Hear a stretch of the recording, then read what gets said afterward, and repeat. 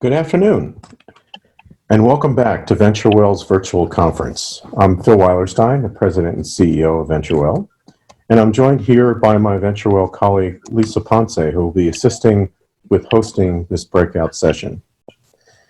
As you know, we plan to be together with you in Salt Lake City, but given our current circumstances, a quick pivot was called for, and we want to really appreciate the flexibility and rapid changes that both our panelists and our conference team took on to make this all come together very quickly as our first ever virtual open conference.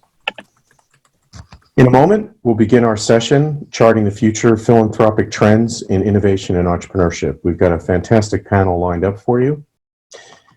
As we get started, I first want to take a moment to give a special thanks to our sponsors this year.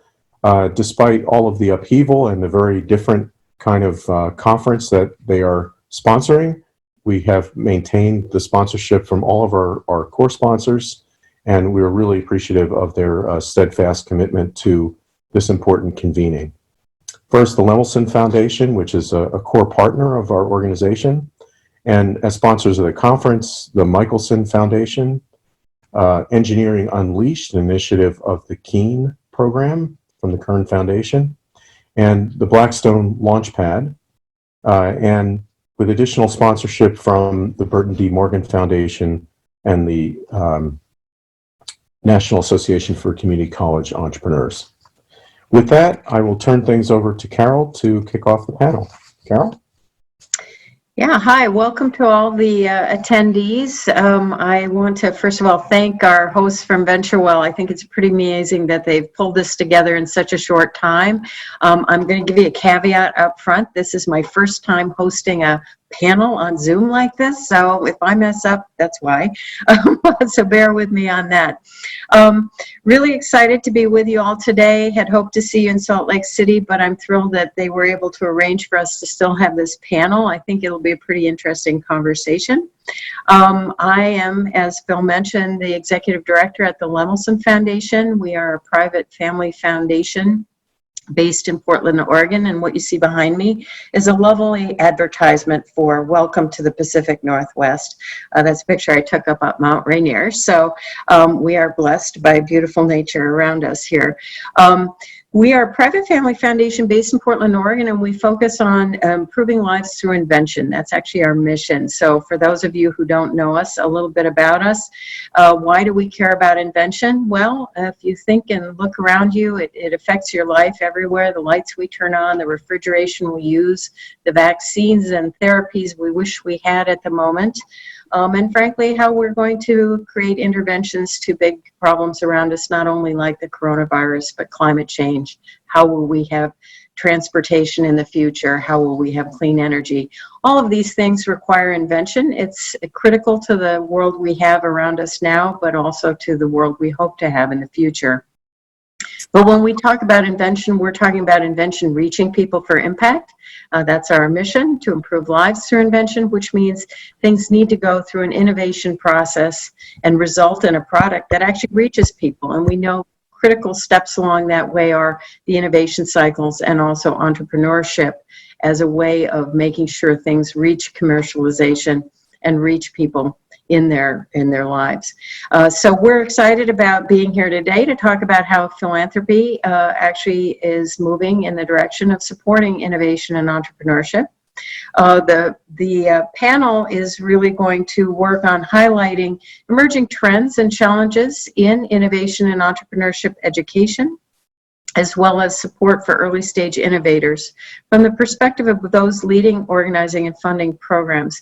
Just speaking on behalf of our own foundation, I will say that we think about the full ecosystem that will support invention, innovation, and entrepreneurship, which means not only how do we generate that next generation of innovators and entrepreneurs, but also how do we ensure that there's a supporting ecosystem that will allow them to take their ideas to fruition.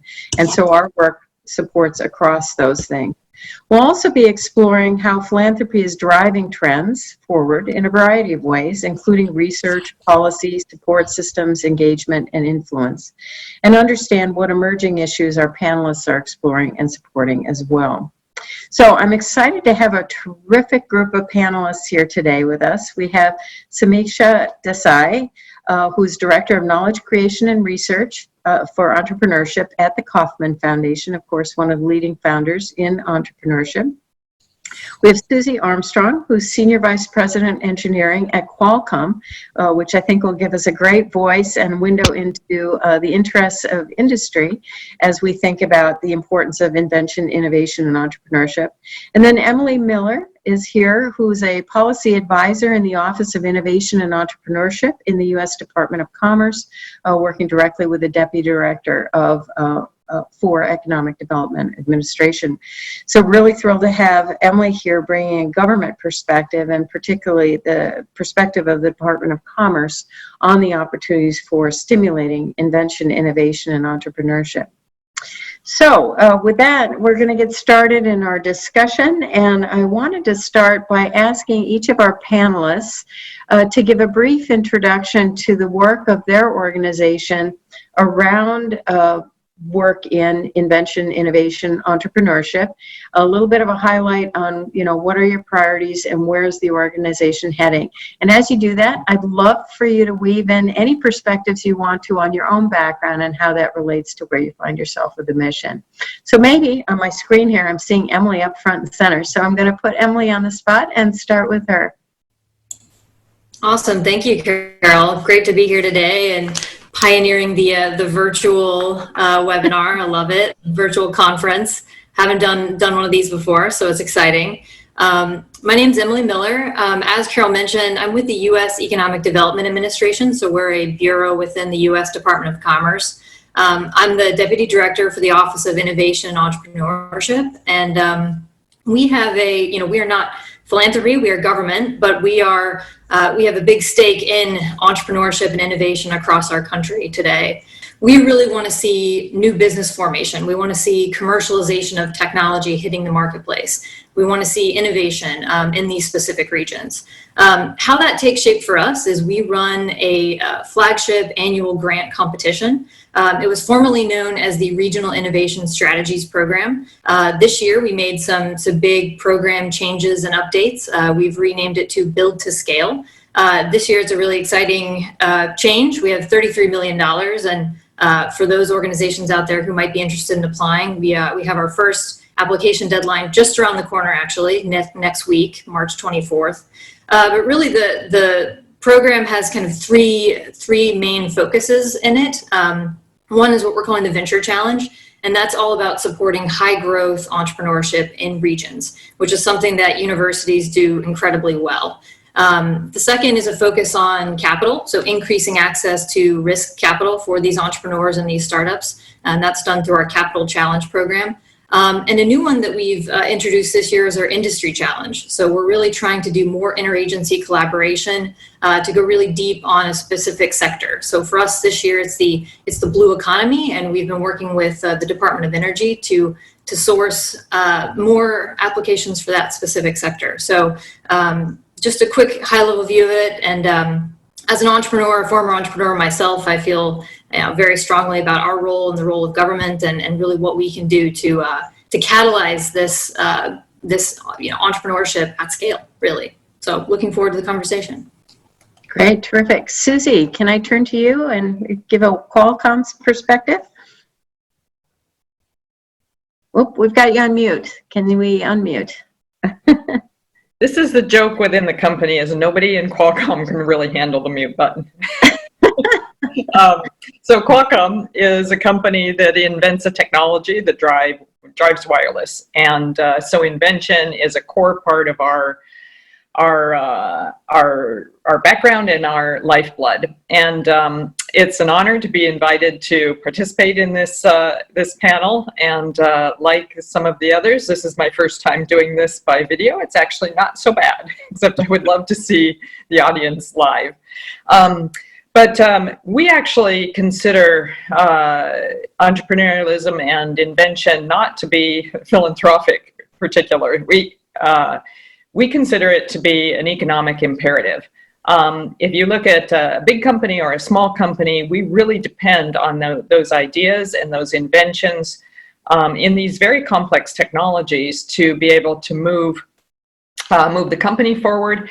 And in Qualcomm's case, with the wireless technology, we depend on those ideas for making use of the underlying wireless technology in areas like transportation and areas like healthcare and such. So it is really an economic imperative to get as many inventors into the ecosystem in these areas as we possibly can. My background is actually computer science. I am a retreaded Ethernet programmer. I've spent 22 years in Qualcomm engineering, software engineering, and my only real claim to fame is I invented the first way that connects your phone to the internet. And my husband said, "Oh, you invented all of us zombies." And for the past few years, I have been working in our government affairs group, bringing that engineering focus to the policy work. And a big piece of policy, of course, is sustainability and STEM programs and invention programs. So we have 3 areas that we participate very heavily in invention, and I can talk more about these later. One is K through 12, and in K through 12, we are big backers and participants in FIRST Robotics. I think measurement shows that robotics has actually done a tremendous job because it's so tangible in bringing a variety of diverse people, especially girls, into STEM areas. We also have our own Think A Bit Lab. The Think A Bit Lab is an engagement program for middle school students. Our observation is you can't get students to move into these areas if they're not interested in them. And so it's a very creative program. It's designed in the context of careers and building a small, IoT invention of your own need. We also participate heavily in the DC area with the U.S. Patent and Trade Office in some of their initiatives, including legislation. We have an initiative on patent diversity, trying to address this issue of the lack of diverse inventors, that is patent holders. And last but not least, we back at home, we do a lot of work internal to the company in our recruiting to make sure that we can recruit diverse candidates and also to retain them. And as any big or small company knows, that's easier said than done. There's a lot of challenges in culturally and in making sure that you are able to fill the pipeline, recruit people, and then retain them. And in a company, a lot of people believe that invention only comes as sort of light bulb ideas from Einstein and such. And I just want to point out that a big company, and Qualcomm's a big company like Qualcomm, is really very dependent on those inventions, those patents, those ideas that come out of people like all of us and all of us in the audience. So thank you. Great. Great. So I'm going to turn now to Samiksha, and perhaps you can give us an overview from the Kauffman perspective. Sure. So I'm the Director of Research in Entrepreneurship, and I'll talk primarily about entrepreneurship research, but I wanted to first give a brief overview of what we do at the Foundation more broadly.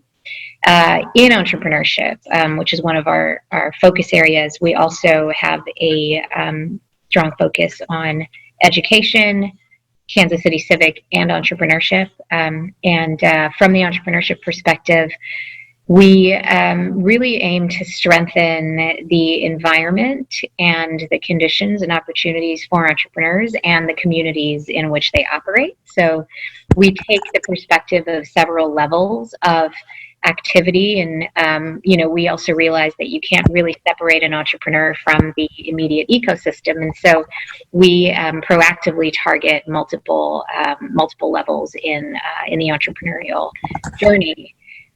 We have programs, for example, such as 1 Million Cups, which really seek to build community and networks for entrepreneurs. We have 1 Million Cups organizers in cities and communities across the United States, and they meet once a week, and it's a really interesting, sort of beautiful, organic development of relationships in a community. So we have programs like that. We also run programs that target the organizations that support entrepreneurs. And we have recently, I believe, announced, still open, an RFP that looks at organizations that support entrepreneurs and some of the unique activities that they're engaged in. So we do that work. We also have a focus on strengthening ecosystems, and that involves some of our work with local leaders, including mayor's offices, as well as many of the both grassroots and organized and still organizing and coming together stakeholders that work on the overall ecosystem. And that work is really interesting because you see that there are many direct and indirect participants in the ecosystem. So there may be people who are thinking very explicitly about economic development activities and about entrepreneurship. And then you may have other people that are thinking about something completely different, like transportation, right? But it all comes together because it all has an effect on entrepreneurs in the community. And so when we take that ecosystem perspective and we try to work with local voices, that that allows for connections there, and so that's one of the goals of the ecosystem work. We also have a policy platform, America's New Business Plan, that comes out of our policy work, and the idea there is to really create opportunities for entrepreneurs to connect with the people that make decisions and to provide some recommendations moving forward to strengthen entrepreneurship. And then on the research side, we basically look for opportunities to create research pipelines and translational agendas. And I want to clarify that one of the ways that we think about translation is really not about research to practice, but it's about creating a two-way conversation. So when I say that, what I mean is we definitely want research to practice. That's a big part of it.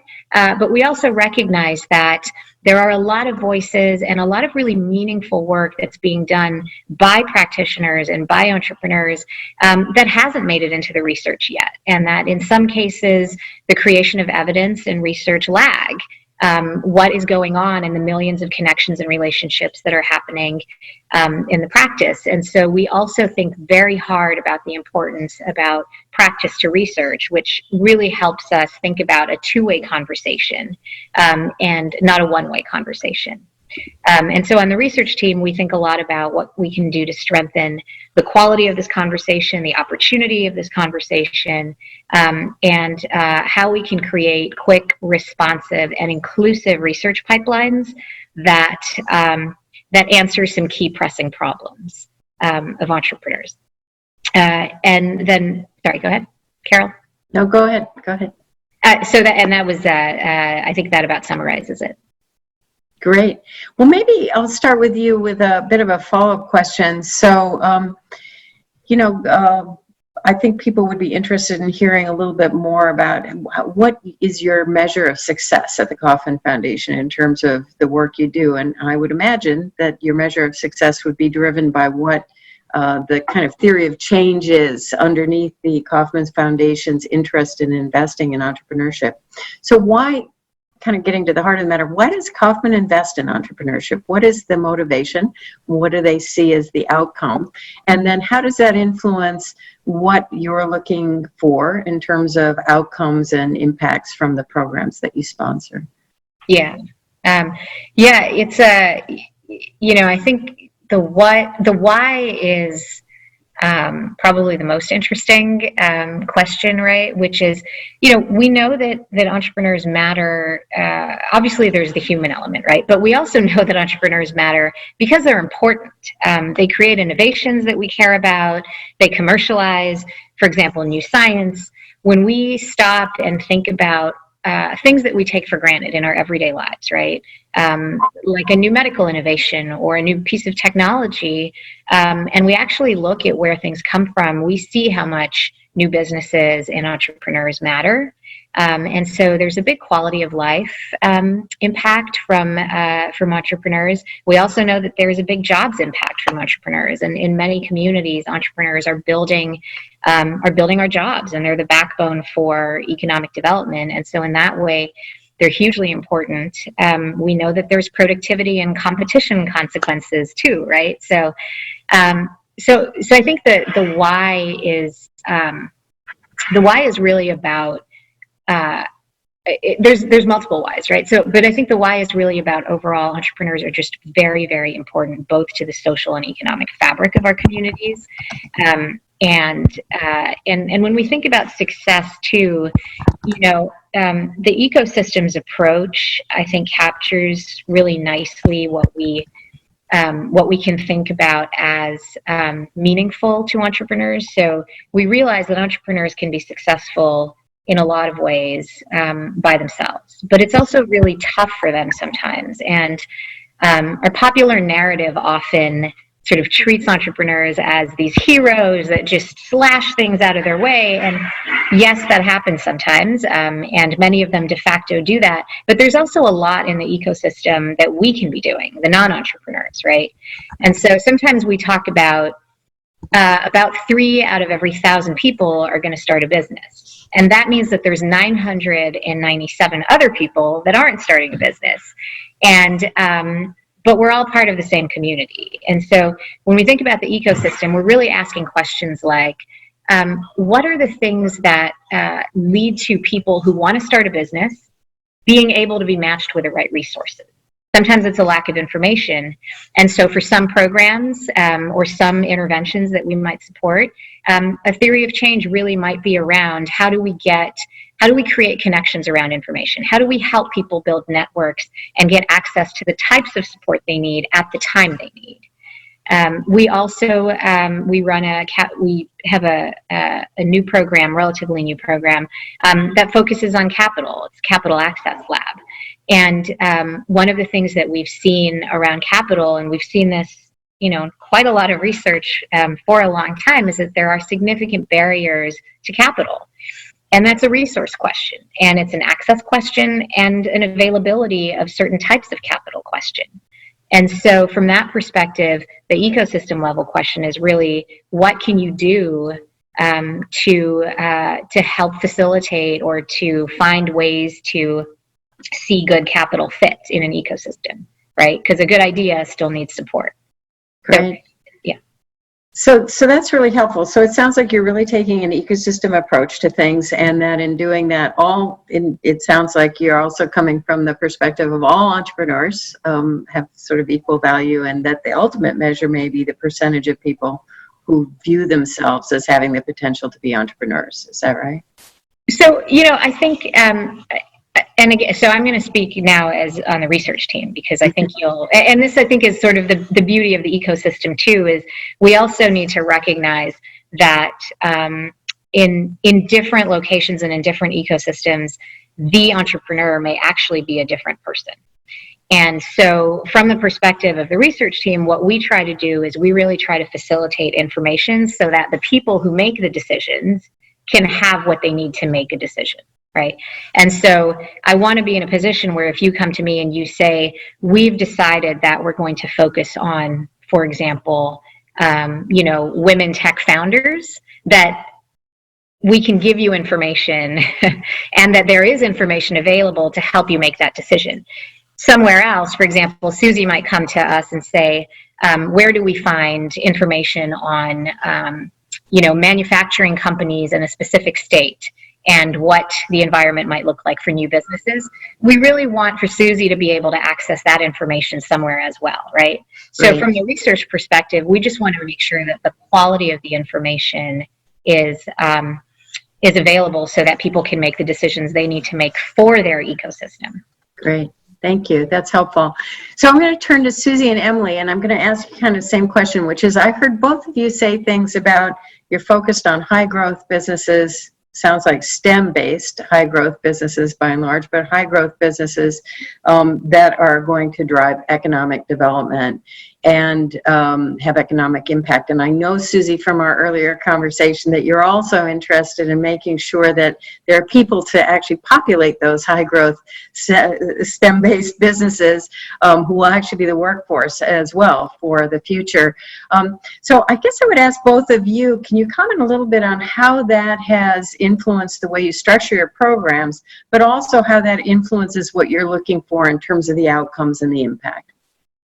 It's really an economic imperative, not just for a big company like Qualcomm, but I think for the US and the world to pull in these kinds of ideas. And what I think is really important, and actually I think is really encouraging in the last probably 5 years since I've been involved in this kind of, in this kind of work in looking at entrepreneurs and such, is as Miksha said, some of the research that's coming out is really helpful for forming how we address our programs.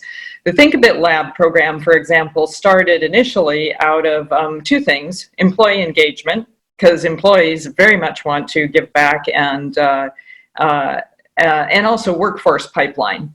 But from there, it really grew into, as I mentioned before, it really grew into how do we, and same with FIRST Robotics, our involvement in FIRST Robotics, how do we, even though, we're not going to hire a 6th grader, when they turn to be an 8th grader. And so it's a long pipeline, but you've got to start early in these pipelines, whether it's in a technology field or as a scientific field. It's a long, long road from interest to actually, being able to be an entrepreneur and start a business or contribute in a company like Qualcomm. And so you have to start early. And so that's what informed our work in the K through 12 area. And the other thing that informed our work in Think a Bit Lab and FIRST Robotics, especially in middle school, is because we are very focused on diverse populations and showing them that they can be inventors as well. Probably, the children of inventors, and I think there's actually some research that supports this, children of inventors invent at much higher rates than children of non-inventors and children in diverse and underrepresented populations. So our programs tend to be focused on bringing those folks in, and I really like the comments about that Miksha said about the jobs aspect, because I think that, what did you say, 3 people out of 1,000 start a company, and it's so critical that these jobs in these areas are good jobs. They're good, well-paying jobs, and it's really critical that that these entrepreneurs that have these ideas get a chance to start a company and hire more than one person and really contribute to the economics of an area or of a country. And the other thing I'd like to mention is there's a lot of discussion about lost Einsteins, which I think is really valuable discussion. But it's in our business, for example, building a chipset and the millions and millions of lines of code that drives it, the 2 Einsteins can't do that, right? You need thousands of people with very good ideas and very good inventions to be able to drive that kind of technology. So I think we don't want to lose Einsteins, but we also don't want to lose entrepreneurs in any area. So that's sort of how Qualcomm approaches these kinds of programs, both at the K through 12 area for engagement, and then later in our work with diverse entrepreneurs. That's terrific. So Emily, I'm not sure if you were there, we lost you for a moment, but you're back. The question that I posed to both of you was, you both obviously are coming from a perspective of, as Susie said, an economic imperative around high growth businesses that are really based on invention, innovation, entrepreneurship.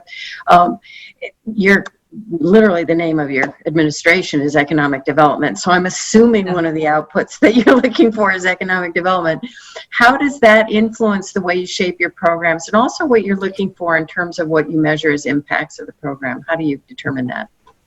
We're really trying to think kind of from more of a systems level approach. And so for us at EDA, when we make these grants, we're making grants to intermediaries. So, and that can take many shapes and forms, but we're really supporting those accelerators and incubators and university programs and other community programs, community and regional seed funds and venture funds. Those are the organizations that we're supporting with our grants, so that they can in turn support those scalable, high growth companies that create quality jobs, right? Because the quality of the jobs also really matters to us. Our colleagues and our friends over at SBA are very focused on supporting Main Street, and they support those companies often directly. For us, we take more of a one level removed in kind of supporting those intermediaries. So that's kind of how we think about it from a program design. And I would also say that we're at the federal government level, in DC. So we're not experts on what's happening in every single community. So for us, one thing that I think is kind of the secret sauce in our program is that we're really looking for a bottoms up approach, right? Things that are community driven, where the community comes to us and says, hey, we have this pain point, but we have these assets in place. We're going to build these partnerships together to come up with a solution to really support these entrepreneurs. And those tend to be the most powerful and impactful programs that we're able to support. In terms of the outcomes, I think everybody here has already said it. It's jobs for us, right? Jobs and high quality jobs. And I always tell people a saying that's really stuck with me is that the entrepreneurs of today are the employers of tomorrow, right? And so really supporting them in that kind of growth and in those high quality jobs is really what we're getting after for a stronger and a more resilient economy. Great. That's really helpful. Make sure I'm not on mute here. Let me ask you kind of a follow-on question, Emily, and then I'll ask the other two panelists as well to comment on this. And this can be a pretty brief answer, but I'm curious, so what role do universities play in all of this? You're thinking of building out an ecosystem. You're talking about intermediaries. What role do universities play? Yeah, I think what we've seen is that universities are often at the heart of this. They're at the heart of a lot of these communities, right? They're a great convener. They're a great collaborator. They've got phenomenal research that they're able to commercialize. I can think off the top of my head of a few really specific examples of grantees university grantees that have done a phenomenal job of this. I'll just quickly say, another thing that's interesting about our program is that we are sector agnostic, right? So we are nationwide. We support everything from ag tech all the way to biotech. But it's really interesting when you see universities come together around assets in their community. So we had a grant between the University of Oregon and Oregon State University coming together around advanced woodwork and timber, right? And figuring out how do they take this research in their laboratories and how do they commercialize that, and not just commercialize it, but really get that into the hands of entrepreneurs that can then make this into a sustainable product in the marketplace. So we see all sorts of just really innovative and unique approaches that really only universities can play, right? They're just a really unique and authentic asset in these communities. So the big role that they play, and they're a big chunk of our current grantees in the portfolio too. Great. So make sure maybe you want to comment on the role universities play. I would imagine that particularly for the research arm of Kauffman, they play an important role. Yeah, they certainly play an important role. I think from the production of research perspective, a lot of the work that has really informed what we know, in fact, I would say most of the work that has really informed what we know comes from university-based researchers. I think that, universities in a lot of ways have helped us also understand some of the opportunities that exist around building communities. And so universities have some pretty unique standing in many of the communities they're in. And, that's something that from an ecosystem perspective is just very important, right?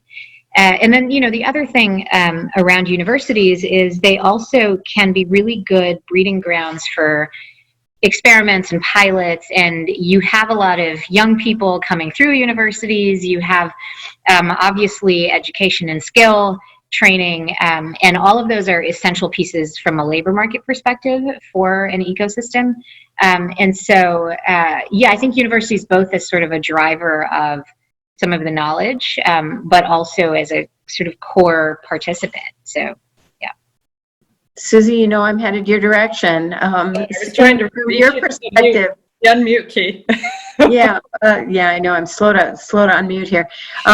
So from your perspective, particularly maybe reflecting on sitting in industry, I mean, what's your view of the importance of higher education and how they can contribute to, you talked about a full pipeline all the way K to 12, up through, changing ecosystem at the environment. Tell us a little bit about your perspective on universities.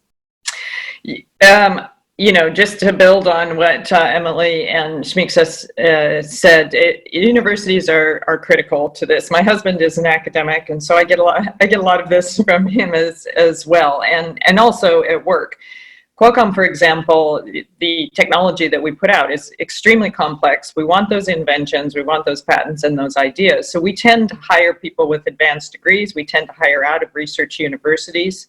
And we work very closely with universities, not only in our, headquarters areas, San Diego, UCSD, of course, we have very strong ties to as well, but universities doing work in our in wireless communications, but also in the application of wireless communications. And I'm not talking just apps. I'm talking about, again, transportation and healthcare and safety applications that run on top of it.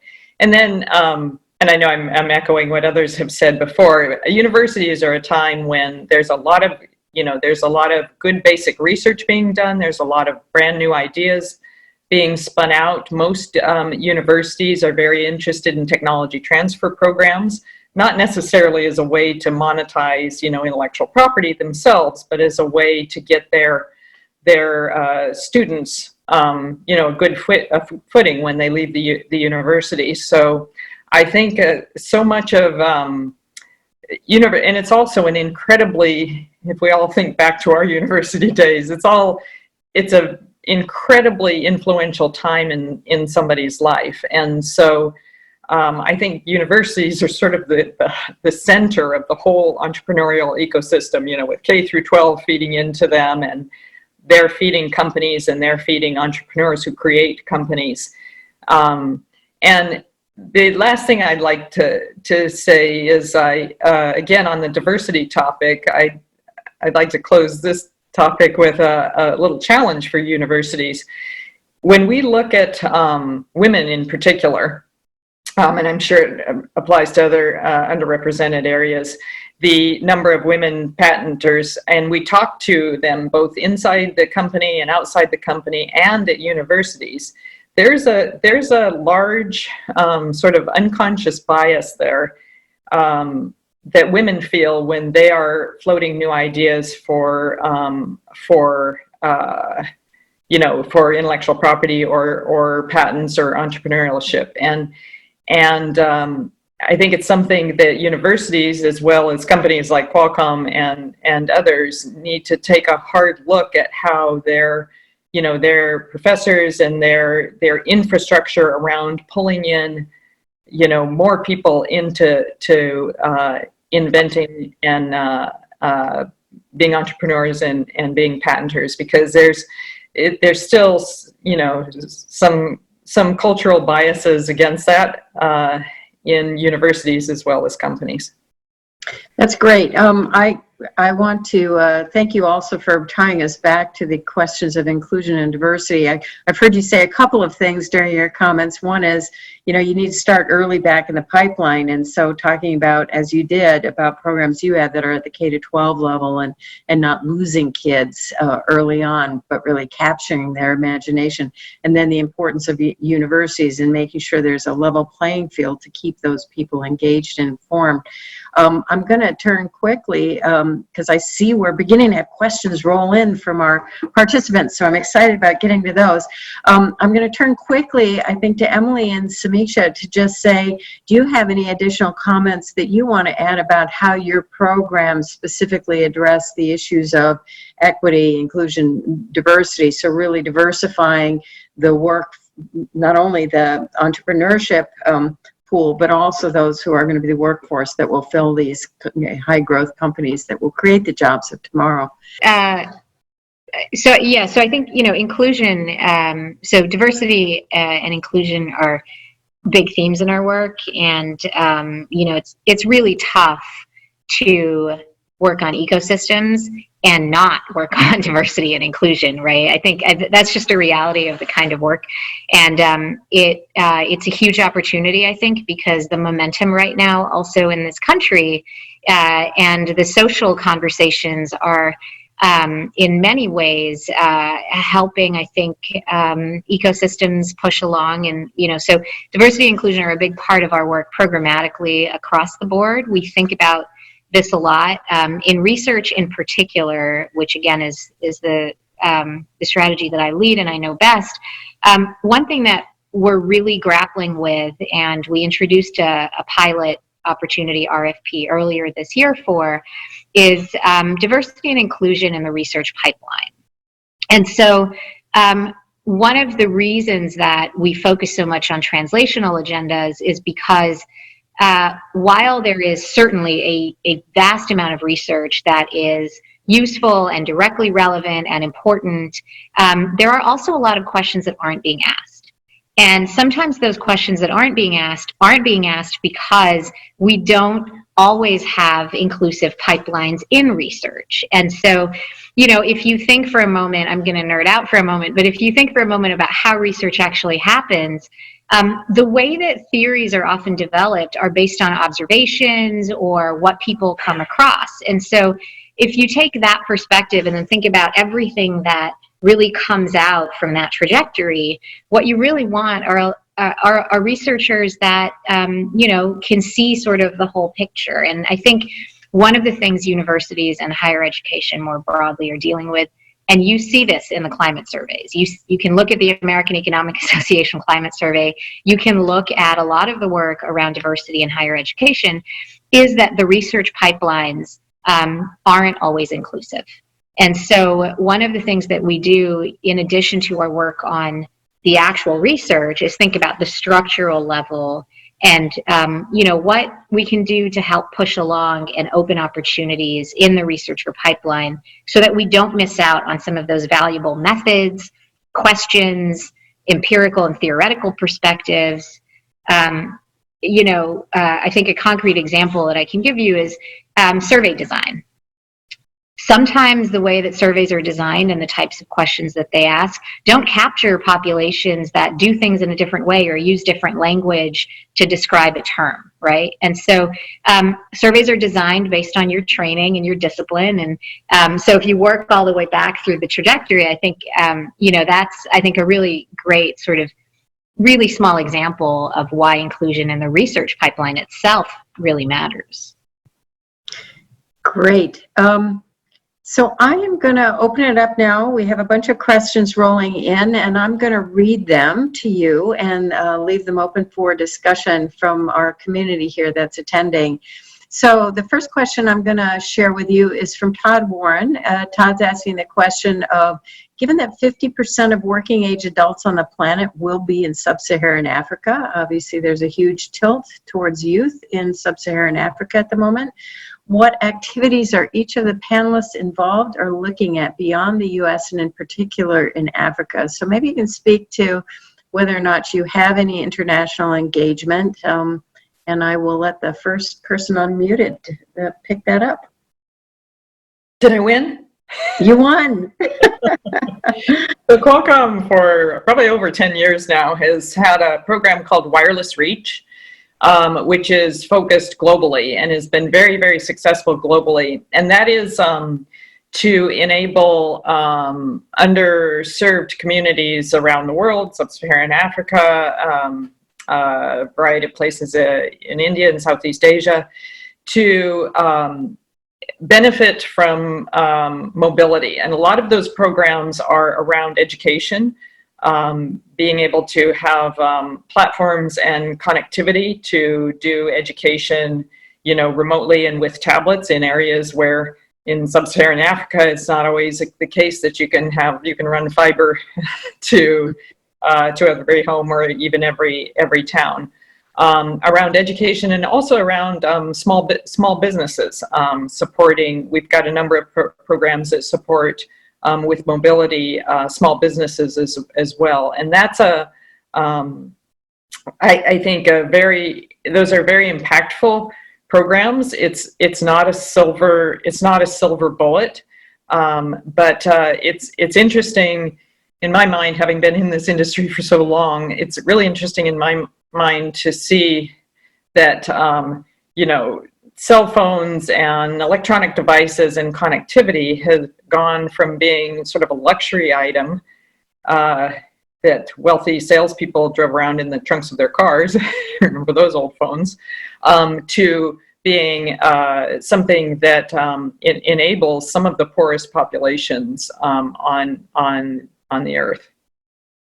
Yeah, that's great. Comments, Emily? I don't know. Obviously, U.S. economic development. You guys may not be on it. I'm sure USAID is involved. Yeah. Our friends over at USAID and state are definitely thinking and partnering with us on some of that. But our focus is at this point really on the U.S. economy for right now. Yeah. And Samiksha, is Kauffman currently doing any work outside of the U.S.? So we focus on the U.S. Principally, and with research, we support the Global Entrepreneurship Network and the Global Entrepreneurship Research Network, and that is a valuable way for us to basically, learn across cultures and countries and communities. But yes, our principal focus is the United States. And if I could just add, in addition to the Wireless Reach program, again, because it's a worldwide business, we develop worldwide as well. We are very involved with the entrepreneurial networks in a lot of these developing countries, Southeast Asia, sub-Saharan Africa as well, in terms of not just providing that connectivity, but also encouraging those ideas that people in these communities have ideas for how to use these technologies that are very relevant to their own communities and their own nations. And so we do a fair amount of work in encouraging programs that encourage that kind of entrepreneurialism, for products and ideas that are specific to those regions. Yeah, and so I will take a bit of the moderator's liberty to also comment that we at the Lemelson Foundation work outside the U.S. as well. Currently, we have 2 other regions we work in. We work in India.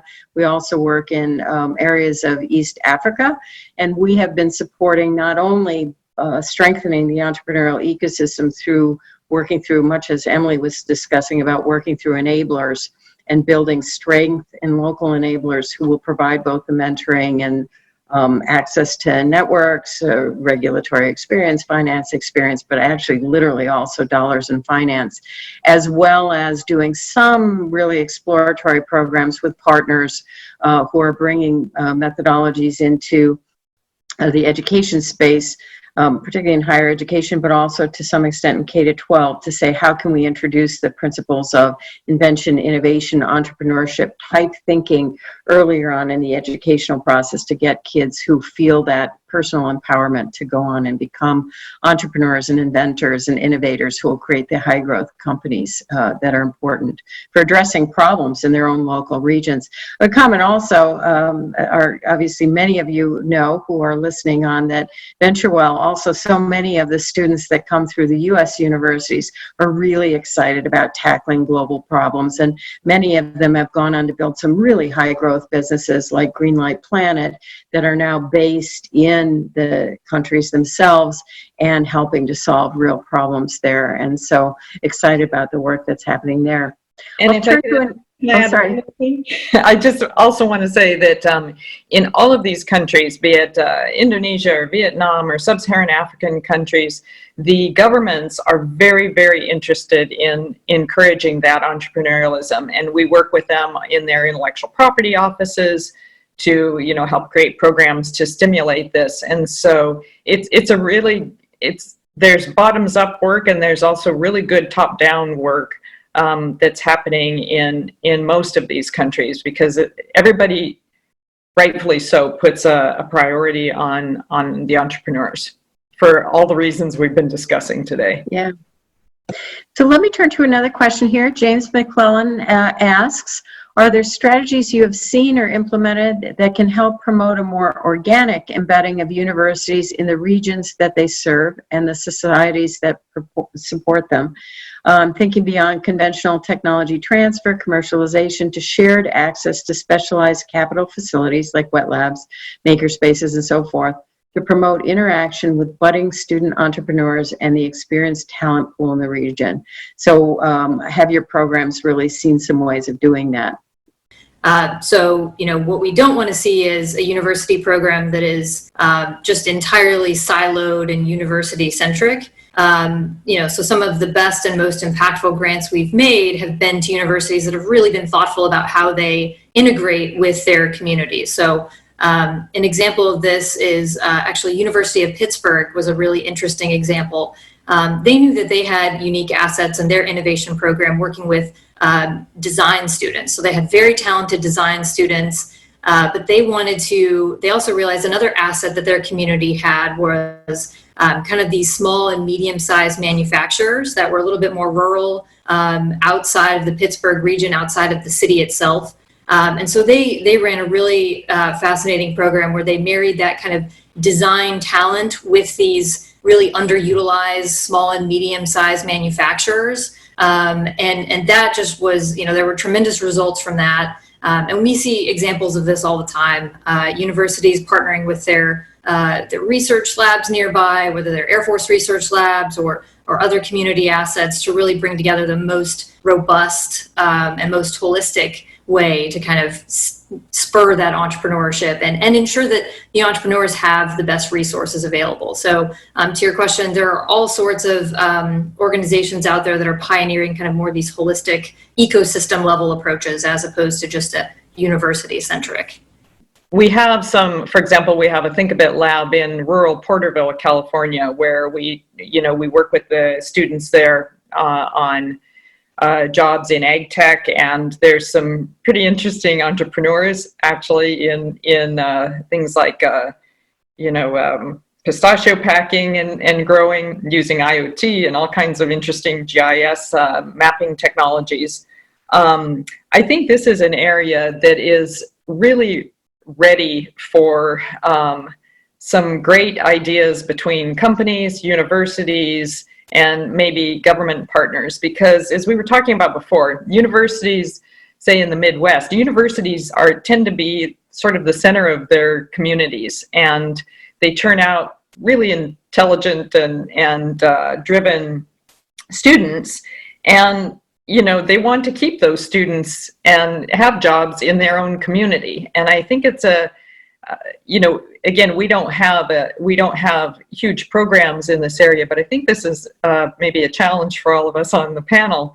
It's an area that I think could use some focus. Is how do we put together programs between local companies, or companies who do business or have products in those areas, local companies, universities, and government programs to build those entrepreneurs who are not necessarily going to go to the coasts or go to the Bay Area or go to Boston or San Diego. We want you to come to San Diego, but are going to stay in those communities and create those companies and create those jobs. And again, I think it's just it's a call for action rather than a program that Qualcomm or some other company has. But I think the time is right now, because I think this is where the need is, and these municipalities with these powerful universities in their midst are just so hungry for those kinds of programs. That's great. It actually feeds into the next question, and I'm going to make this the last question. I'm going to apologize because there's some additional questions that came in the Q&A, but we're going to kind of run out of time. So I know that those are going to, and Phil will explain in a moment, move into the Whova app so that they can continue to be live questions in the community. But there was a question that kind of tied to what you just said, Susie, which was, Pally Singh writes, general problem I've found is keeping an engineering student working on a new venture when they're being attracted to industries with good salaries, particularly if they have significant student debt. And I could imagine in the situation you say, you're in the middle of the country, that good industry may be sitting out on one of the coasts. How do you keep them there thinking about that? So his question was, what support can each of you provide to help students moving forward on their ventures given these constraints? And Susie, you mentioned you're not currently, but you think there's more we could do. I would open up if Emily and or Semi has comments on that, things that you're already doing to help keep people in place in their communities to take those enterprises forward, or Susie, if you have additional thoughts about how we could do that. And then I'm going to wrap up and ask you each for your guidance to the people on the call in just a moment. So any comments, Emily, Semi? Any programs you have ongoing that help keep people in place, continuing their enterprises as they come out of higher ed? So I actually just want to raise something that I think we're increasingly seeing, right? Which is, I know a lot of people will probably say, even in university, or supposing an undergraduate might say, I want to start a business, right? And I understand that there's a lot of reasons for that. But there's also, I think, some reason to take a step back and think about this idea of entrepreneurial talent, which, and I think Susie said earlier, today's entrepreneur is tomorrow's job, or today's employee is tomorrow's entrepreneur. So, but basically, I think if we think about this idea of talent as someone coming out of university being a person of talent who may have some opportunities to take an idea and commercialize it, or someone who goes into a job in industry, right, learns quite a bit and then sees ideas and opportunities that they maybe can't actually capitalize on in their current company. So some of the work that we see about knowledge spillovers really talks a lot about this movement, right? And so I think one thing that we just have to ask ourselves as a community, I don't know that there's an answer to this, but when we're thinking about ecosystems and what they can do, what are we doing in terms of thinking about how somebody is allocating to different things? So what is going to make a talented programmer decide to stick with a company or decide to go and start a business? And certainly there are different elements to that answer, right? Like there's probably a student loan element, there's probably a health insurance element, there's probably availability of jobs elements. But I think if we think about that person being someone who can make a decision about whether I stay in my company, and maybe that company gives me opportunities to innovate internally. We know some companies are doing that. Or do I start a business because it's a really good opportunity and my ecosystem is actually enabling that, right? So I think it's just a question for us more than an answer, which is when we think about a person as entrepreneurial talent and not you're an entrepreneur or you're an employee, I wonder if that lets us sort of opens us to some of these more fluid transitions that we see taking place in the labor market. Yeah, I think it's a great comment. I'm going to take a few minutes now and just turn to each of you and say, what kind of advice do you have for the audience? And reminder that the audience is probably largely people who are involved in higher ed as academicians themselves and faculty. But we probably have some entrepreneurs hidden in the line here too. What advice do you have for the folks who are listening about the role they can play in stimulating invention, innovation, and entrepreneurship? And how can they make greater change and impact through their own actions?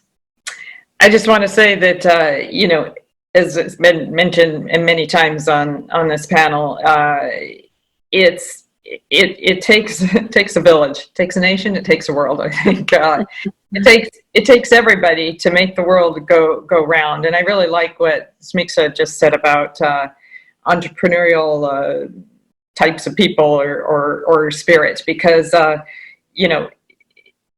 think if my advice is come out of university, and whether you're going into a big company and on a coast, or you're starting a small business in your hometown, or you're working at a university, your ideas are critical to this world moving forward. And whether they come out in a big company setting, or they come out as being a lone entrepreneur or a new business, those ideas have to come out, and you will face bias, and you will face self-doubt, but nothing ventured, nothing gained. So my first piece of advice is speak up. Let those ideas out. And so many times when you let those ideas out, other people build on them. And I think that's a really important lesson, that you can't just sit back and say, well, my idea is not big enough, or it's not important enough, or, I don't have enough background and such.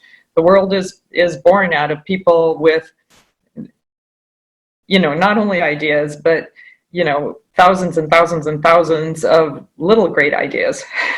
So, and then the other, I'm kind of hammering on diversity here, but the other piece of advice is, for women and people of color and such, is you belong in these ranks too. And so don't let the fact that, you may face some unsureness here affect your ability to, and your desire to get those ideas out in the world, because the time is phenomenal now. There are all these programs, there's all these STEM programs, and I think it's ours for the taking. There's so much focus on entrepreneurialism and diversity and STEM right now. I think it's a really good time to take advantage of those programs. Great. Sammy, Emily, comments? Yeah, I love that sentiment, Susie. I echo all of it. I know we've got a varied audience out here, potentially entrepreneurs, university staff, and I would just say I didn't get a chance to really highlight the diversity and inclusion point, but I think one thing I would like to say is, for those particularly who are leading the university programs, I don't think diversity and inclusion is just one of many strategic priorities. I really think it is really at the heart of what we do. You really can't do this work without having it at the bullseye center of it, in my opinion. And so, I think diversity and inclusion takes many forms, right? From our program perspective, we don't think of it just from a demographic perspective. We're also thinking of it from a socioeconomic perspective, from a geographic perspective, right? So not leaving our rural communities behind, not leaving our persistent poverty communities behind.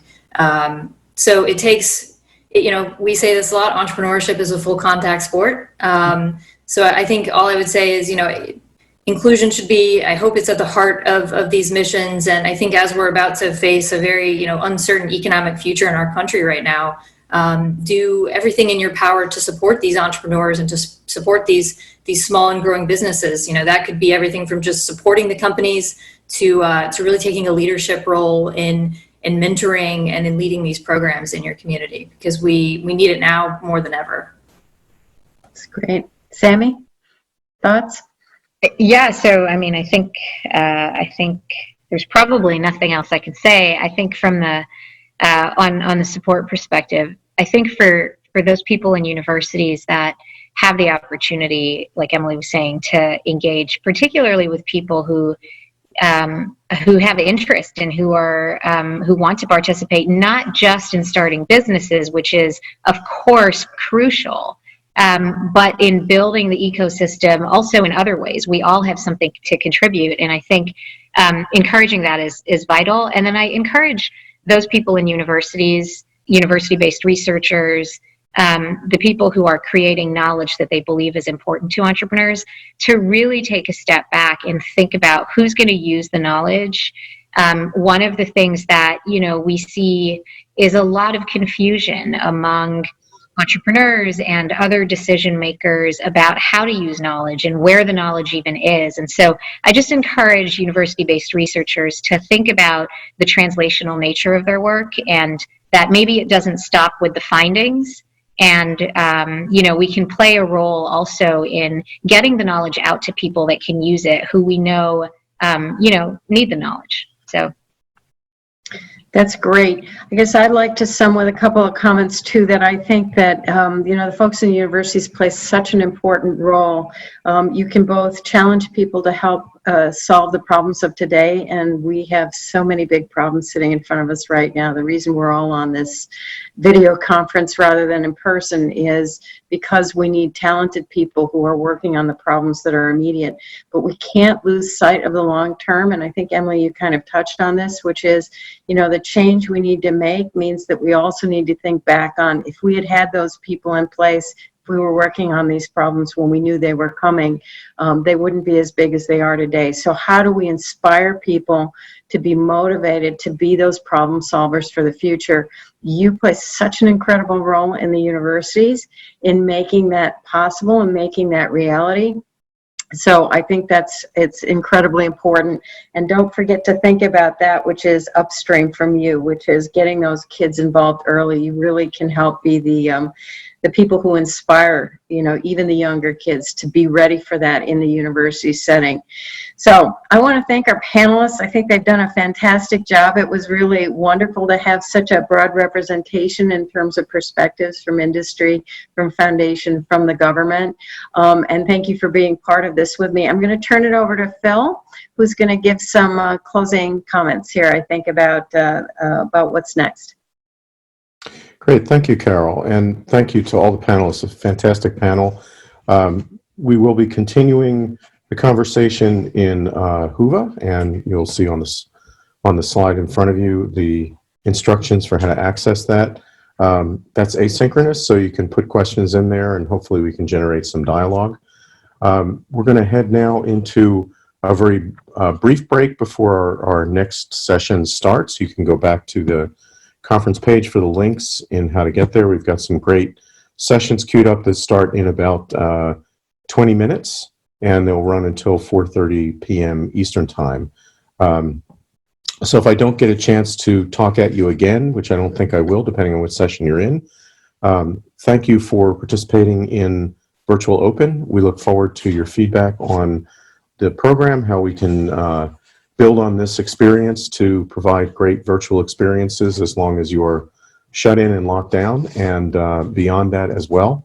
And I want to again thank the panelists for a really fantastic and stimulating hour with us. So with that, we will close and look forward to seeing you in the session at 3:15.